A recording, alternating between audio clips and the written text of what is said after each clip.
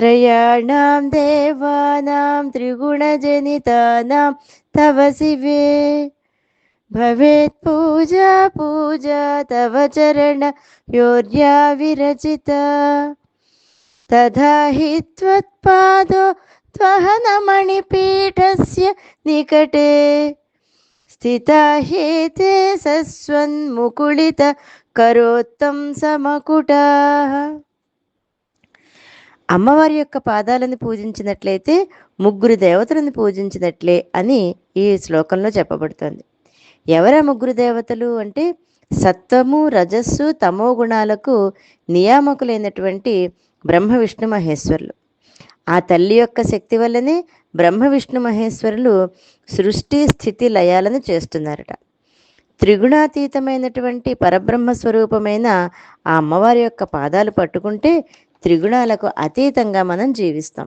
త్రిగుణాలకు అతీతంగా అంటే ఆ సత్వరజస్తమో గుణాలని పూర్తిగా విడిచిపెట్టడం ఈ ప్రపంచంలో ఉన్నంతసేపు మనకు సాధ్యం కాదు. కానీ వాటిని ఎంతవరకు అవసరమో అంతవరకు ఉంచుకుంటూ సత్వరజస్తమో గుణాలని ఒకే రకమైనటువంటి భావనతో చూడగలిగే స్థాయికి రావాలి.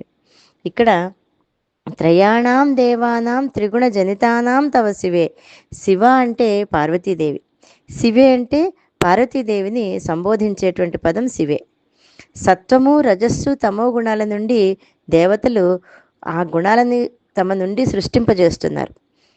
బ్రహ్మ రజోగుణానికి, విష్ణువు సత్వగుణానికి, రుద్రుడు తమో గుణానికి వాళ్ళు నియామకులుగా ప్రవర్తిస్తూ ఉంటారు.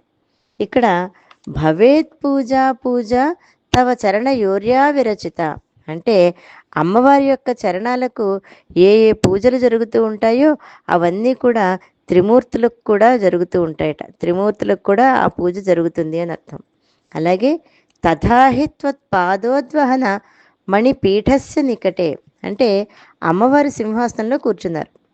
సింహాసనం ఎత్తుగా ఉండడం వలన అమ్మవారి యొక్క కాళ్ళ క్రింద పెట్టుకోవడానికి ఒక పీట లాంటిది అంటే మణులచే పొదగబడినటువంటి ఒక పీఠం ఉంది.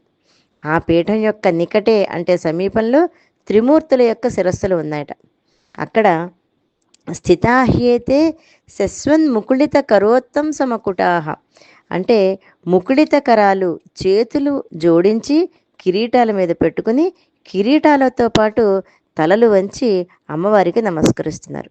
కనుక అమ్మకు పూజ చేస్తే ఆ పూజా ద్రవ్యాలన్నీ కూడా వారి శిరస్సుపై పడుతున్నాయట. కనుక వారిని కూడా పూజించినట్లే, అమ్మని పూజించినట్లయితే ఈ బ్రహ్మాది దేవతలను పూజించినట్లే. అందుకోసమనే దేవీ పురాణంలో అమ్మవారి యొక్క మహిమని ఈ విధంగా చెప్తూ ఉంటారు. ఏంటంటే విష్ణు పూజా సహస్రాణి శివ పూజా శతాని చ అంబికా చరణార్చాయా కలాం నర్హంతి షోడశీం అంటే 1000 విష్ణు పూజలు 100 శివ పూజలు చేసిన అమ్మవారి పూజలో 16వ వంతు కూడా సరిపోదు అని అర్థం. ఈ శ్లోకంలో మనం అర్థం చేసుకోవాల్సిన విషయం ఏమిటంటే బ్రహ్మ విష్ణు మహేశ్వరుల యొక్క బ్రహ్మ విష్ణు మహేశ్వరులు అమ్మవారి యొక్క పాదాల దగ్గర ఉన్నారు అంటే వారిని ఏదో తక్కువ చేసి చెప్పడం అని అర్థం కాదు. ఇక్కడ త్రిగుణాలకు నియామకులైనటువంటి బ్రహ్మ విష్ణు మహేశ్వరులచే కల్పించబడిన సత్వరజస్తమో గుణాలని అధిగమించడమే అమ్మవారి యొక్క పాదార్జనము అని అర్థం. అంటే అమ్మవారి యొక్క పాదాలు ఈ భువనాలకి ఈ గుణాలకి అతీతంగా పైన ఉన్నాయి.